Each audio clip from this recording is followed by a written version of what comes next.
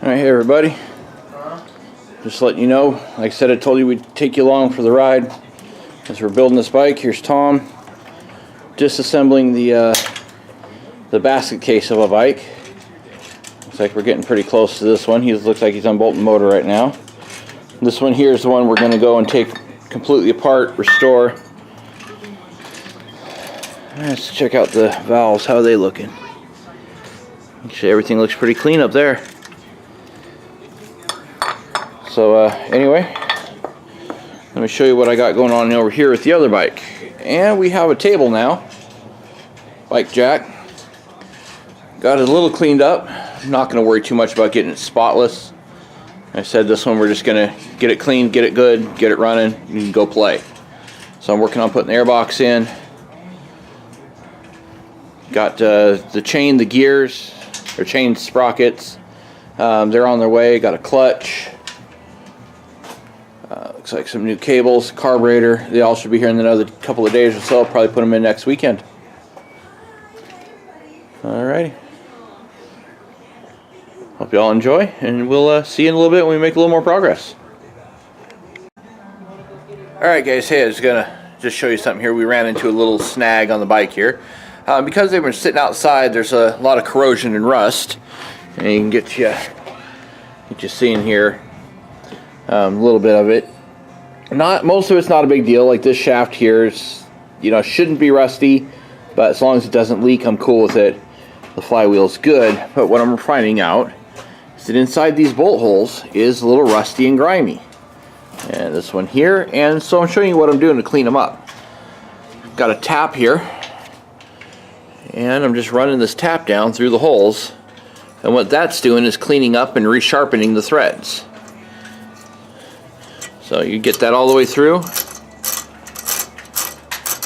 until it moves nice and freely, and there you go, threads are clear. It's a good idea when you got an old bike like this to run a tap down the bolts that you can get, or the nuts that you can get into before running a bolt into it, so that it'll clean the threads and prevent you from stripping or cross threading them. And let's see here. Yep, this one's a little bound up. I can't move it very easily. So it's cleaning up the threads, getting the rust out of them, getting any of the dirt and gunk out of them as well. And the farther I go in, the easier it gets. So here we go now. And it's not perfectly easy, but it's a lot easier than it was. So just a real quick little show and tell there, and we'll be back with a little bit more here in a minute. Alright guys, we are at the end of our day today. Unfortunately, with these little itty bitty lights I got up here, Mother Nature kind of determines my working hours. So I want to show you what I got done. The bike's almost looking like a bike again. Here we go. Alrighty, got the seat on, the tank on, got most everything. The rear wheel, I'm going to need to do some work on that before I can put it on.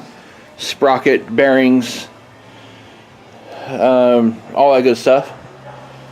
I got pretty much everything back together.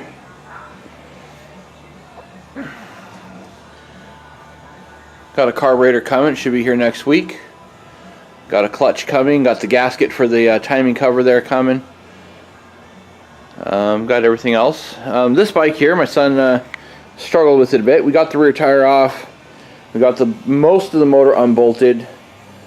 There's not much left to do before the engine comes out and the rear suspension comes off of it. But we're getting close. This one will be all torn apart tomorrow. But again, like I said, Mother Nature determines our working hours. So that's what we got. Did a lot of running around today. Got a new bike stand. Got some hardware to make the table here a little bit easier to use. They only give you, I don't know if you guys have watched other YouTubers that have demonstrated setting up this table. This is why I didn't. There's plenty of videos out there. They only give you one U-bolt. So went to the hardware store, bought another one so I can tie the bike down both front and rear. Not a big fan of that clamp. It'll work, but not a fan. But the way I was working today, I needed the bike actually up a little bit. You know, I needed to have the front wheel not clamped down, so I did it this way. So yeah, as you see, the missing carburetor, we'll get that there. There's also a missing petcock.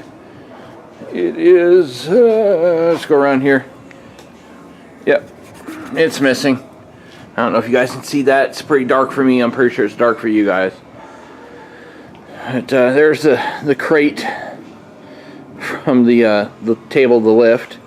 Some other miscellaneous goodies out here. Here's my motorcycle trailer and all the gear.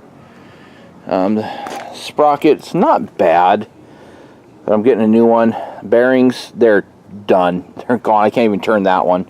And the other one sounds like I'm running sandpaper over something. But it is what it is. So we'll, whoa! There we go. So we'll catch you later. And tomorrow we'll get another update and show you what's going on. You know what to do. Like, comment, subscribe. As always, catch you later.